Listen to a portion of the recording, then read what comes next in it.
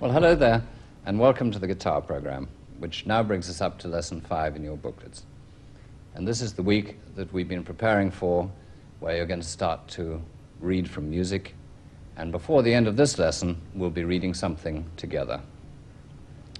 Now, you don't need any prior musical experience for this, and if you happen to have done some reading at the piano, you can consider this a review. But I want to make it quite clear to you that I don't expect any prior knowledge, and we're going to take it absolutely from scratch, and you're also going to find that it's a great deal easier than you may have thought. Now, musical notation is just really a language. It's the language of music, and by just translating a little bit of it, we open up a whole enormous area in varied styles to ourselves. So to take the first step is really a great deal of fun, I think. Anyway, let's get ourselves in tune, starting with the 6th string.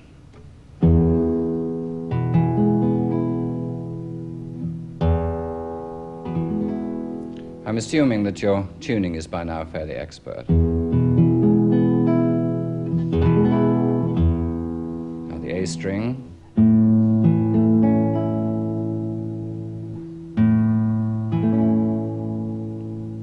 Then the 4th string, D.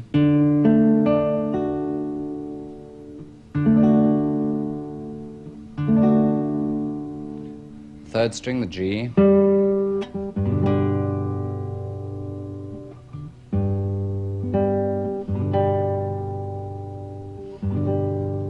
2nd string, the B.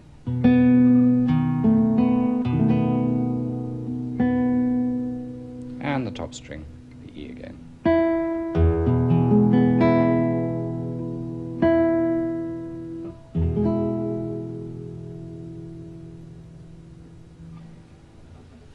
I hope you're finding it easier to tune with the chords. I think it is. I think it's just a little easier to hear whether you're really well in tune. Now, the question that tends to come up at this point is that of different styles. People say, well, I'm learning these techniques, but am I really learning just classical guitar, or will this do me for folk music, or what styles can I in fact play with what you're teaching me? Well, in point of fact, what we've been doing so far is basic to almost all the styles of the nylon string guitar. And when you start analyzing what's involved in the different things that you might want to play, you'll find that we're really getting back to these same techniques. I mean, you take a bit of blues. These are just rest strokes.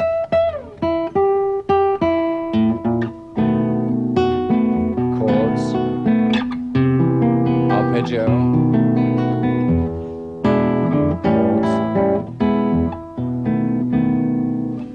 And if you break it down, it's just one of the things which you've in fact already done. By knowing these basic techniques, you're actually already ahead of about 80% of amateur guitarists. And by the time you've started your music reading today, you'll be ahead of about 90% of them, because so many of them say, oh, I don't want to read music, it's too difficult. But in terms of style, you can open up so much for yourself from your sort of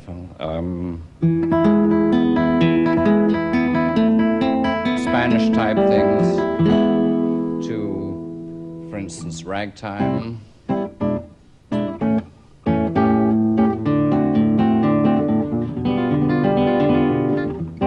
And so on. I can't obviously illustrate all the styles that you can experiment with as well as classical. Classical is our main drift because that's basic to the learning of the instrument. But I would say this, that in doing your folk accompaniments, that so much of the time you're just using simple chords and arpeggios in various imaginative ways to accompany your voice, and already you know a great deal about what's necessary for that. Now let's plunge right in on this music reading, and let's look at the musical staff and see what it looks like. Now let me say, first of all, that the 5 lines that you see there do not relate to the strings of the guitar. the first thing we've got to do is completely dissociate the staff from the tablature lines that we've been using so far. What those lines represent are pitches, and the notes are placed on the lines and also on the spaces between them, and the bottom line represents the lowest sounding note, the E on the bottom line, and the top line would represent the highest sounding note. Now, what that staff does is it simply selects 9 notes from the total musical spectrum, from the highest note you can think of to the lowest note you can think of. And it selects the 9 notes that are going to be most commonly used on your instrument. And that's what that curly sign at the left-hand end of the staff means. It means a treble clef, and that selects the particular notes that, in this case, relate to the guitar. Now, all the notes have a letter name, and when we see all the notes on that staff, you'll see that they range through E, G, E, F, G, A, B, C, D, E, F. In fact, what we've got is A to G, and then they recur again. Now, you may wonder, how can you have, say, an E on the bottom line and an E on the top space? Well, what this means is the low E and the high E are what we call an octave apart. And I think you can hear the sameness of the notes, although separated by that distance, as opposed to, for instance, the E and the F, which is discordant and doesn't have the uniformity of the octave sound. So each of these notes, as it occurs again, does so what we call an octave higher. Now, to learn the names of these notes is not very easy when you see them just in alphabetical order like that, because what you end up doing is just saying your alphabet. The better plan is to separate out the notes on the lines from the notes on the spaces. And let's look now at the notes on the lines. Now, you'll see there we've got E, G, B, D, and F. And the classic way to remember these is with the mnemonic phrase, every good boy does fine. I'm sure you can think of a million other ways to remember it and invent others, but this is the one that has been used in music education for many years. And it's easier to stick that into your mind, I think, than it is just counting up the alphabet. All right, let's look at the notes on the spaces. And we see F, A, C, and E from the bottom up. And that's very easy to remember because there we just have face to remember. Now, I want you to take any piece of music or in your booklets or any other piece and point out notes to yourself and try and say the letter name from counting up from the bottom. Say you have a note on the middle line, count up E, G, B, and identify it as a B. And practice this with lots of notes until they start to seem familiar. I'd like to caution you about one thing in connection with these naming of the notes. Don't write the letter names above the notes. It's a crutch. It doesn't make you learn them any faster. In fact, actually, it slows you down. And one thing I hate to see in early lessons is when someone brings in a book where they've religiously copied all the letter names of the notes on top of them. They're useful for us because when I say E, you can find E. But apart from that, there's no great, tremendous importance to this. The much more important thing is when you see that spot on the staff that you think this on your guitar. And that's what we'll be gradually doing, as you'll see as we go along. Now, we mentioned 9 notes from those lines and spaces. That's not really very many, is it? There are a lot more notes than 9 on the guitar. So we have to have a way of extending this staff up and below. And if you take a look now at this chart here, you'll see that we do that by drawing these little short lines that we call ledger lines, both above and below the staff. Now, you might say, well, why draw them? Why not have all of the lines there? Have 20 lines or 25 or something like that. And of course the answer is that the eye would not be able to distinguish very easily which line or space the note was on. It would be just too confusing. So with just 5 lines and 4 spaces, and then the ledger lines going up and down, we can instantly, with a little practice, see where we are on the staff. Now the next thing is time values. We've seen how the notes are lettered and how they're higher and lower in pitch on the staff. The next thing we have to know is how long they last. And for that, let's take a look at this diagram that we have. And you'll see that the notes have names: whole note, dotted half note, and quarter note. And against them you'll see the number of counts that we give to each of them. And this is probably one of those things that is much easier done practically, I think, than theoretically. So let's look straight on to an example of notes. And let's explain that at the left-hand end of it you see a 4 above a 4, and what that means is there are going to be 4 counts in each bar. You've had some experience of counting as we did the tablature. So 4 counts in each measure, and the value of each count is going to be 1 quarter note. That's what the lower 4 means. We'll get into that in a little more detail in time, but what I want you to do now is to just identify that the white notes with tails on are going to be counted for 2 counts. The black quarter notes, the commonest note that you'll encounter, are going to get just 1 count. And that hollow note with no tail on it at all is going to get 4 full counts. So let's try this very slowly together and see. I'm going to count it very slowly, and we'll just learn it as we go along, all right? Okay, a count of 4 before you start. You ready? 1, 2, 3, 4. 1, 2 for the half note. Now 2 quarters. 3, 4, and then 1, 2, 3, 4. Now I'm going to stop. The next one's tricky. It's going to be 1 on the quarter note, 2, 3 on the half note, and 4 on the next quarter note.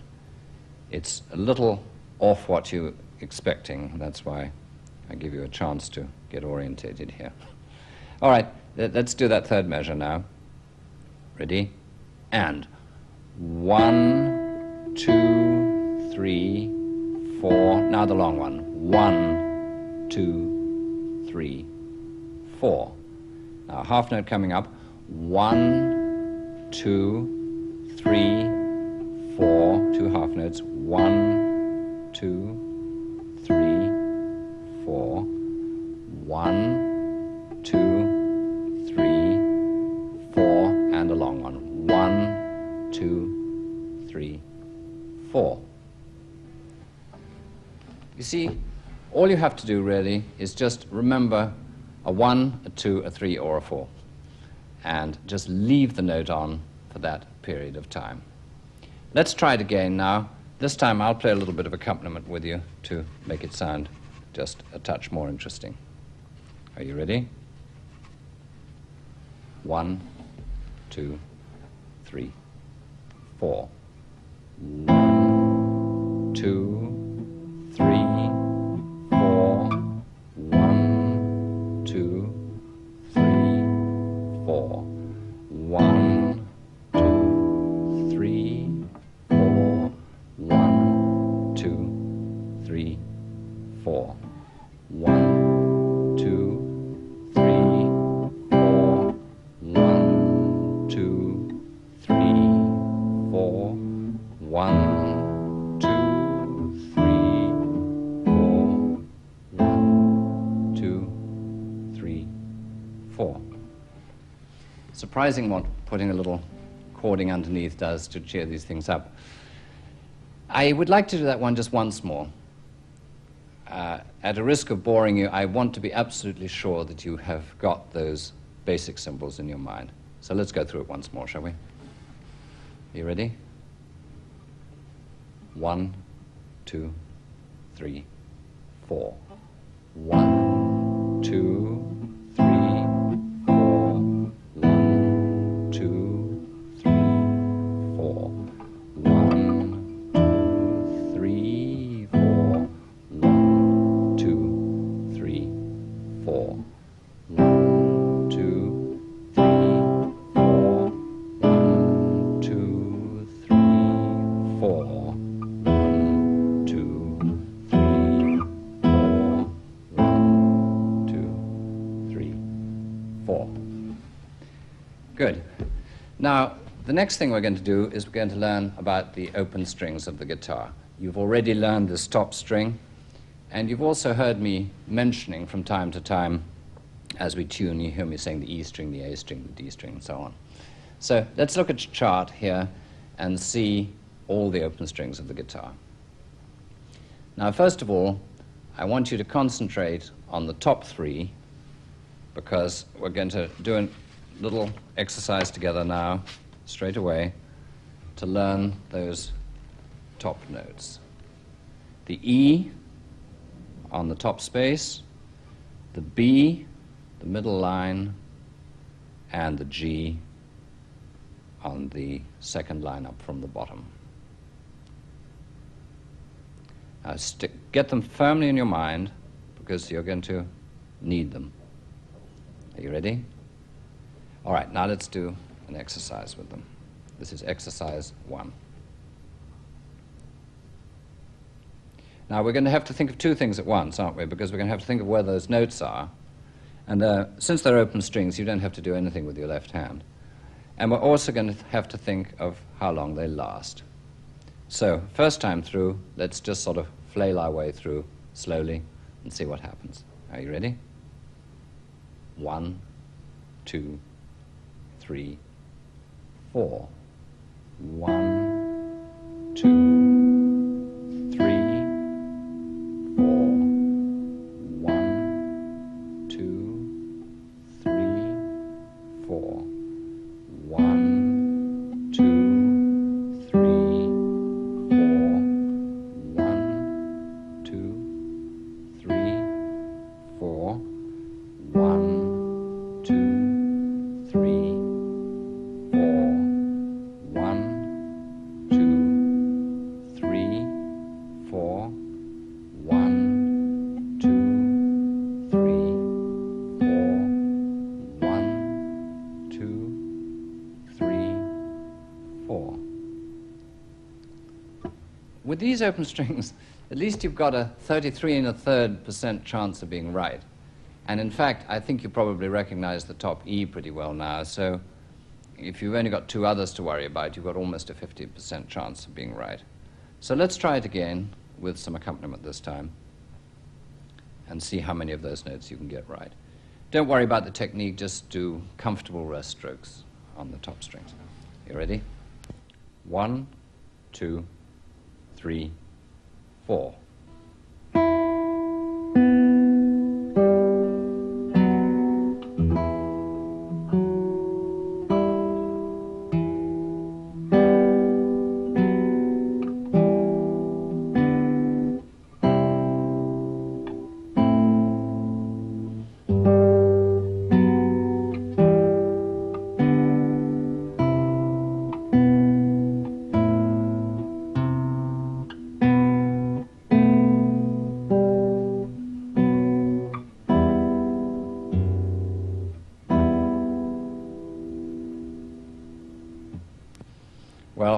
Well tried, and of course, as we learn more notes, we'll be able to be a little bit more ambitious in the type of tunes we play.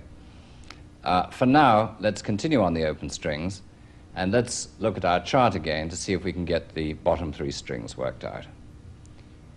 The E, the one down below all those ledger lines, and then the A, the fifth string, and then the fourth string for the D. Sounds like our tuning, doesn't it? Now, just play these with the thumb. I don't want you to even worry about technique. I want you to concentrate entirely on the notes. In the exercise that we're going to do, exercise 2, one new thing you have to look out for, there's a dotted half note there, and remember that that's going to get the 3 counts. The other point here is the time signature at the beginning of the line. You see the 3 over the 4, and what that tells us is that there are 3 quarter notes in each measure, and that means we're just going to count 3 as we go. All right, let's do it together now. Slow count of 3, and we're off. Are you ready? 1, 2, 3. 1, 2, 3. 1, 2, 3. 1, 2, 3. 1, 2, 3. 1, 2, 3. 1, 2, 3. 1, 2, 3. 1, 2, 3. 1, 2, 3. 1, 2, 3. 1, 2, 3. 1, 2, 3. So there you are. I promised you would be reading by the end of this lesson, and here you are. And that's essentially the biggest step, because now you know what a staff looks like, and you know what notes look like and how their time values are measured. And you've, in fact, probably taken the steepest hurdle already. Now, I'm going to go back on this one. I'm going to place some sort of chords on top to sweeten it up for you a little bit. And let's see if we can get something like 70% accuracy this time. All right, find your 5th string. We're back to exercise 2 now. Are you ready? Count of 3, remember? 1, 2, 3. 1, 2, 3. 1, 2, 3. 1, 2, 3. 1, 2, 3. 1, 2, 3. 1, 2, 3. 1, 2, 3. 1, 2, 3. 1, 2, 3. 1, 2, 3. 1, 2, 3. 1, 2, 3. All right, just one final try for concert performance this time. Next week, we'll be launching out to the notes on the strings, and you'll be using your left hand as well and learning some notes on the 1st, 2nd, and 3rd frets. So I want to be absolutely sure that you really know your open strings this week, and I want you to practice them during the week until they're absolute second nature to you. All right, final, perfect performance now on the bottom 3 strings. You ready? 1, 2, 3. 1, 2, 3. 1, 2, 3. 1, 2, 3. 1, 2, 3. 1, 2,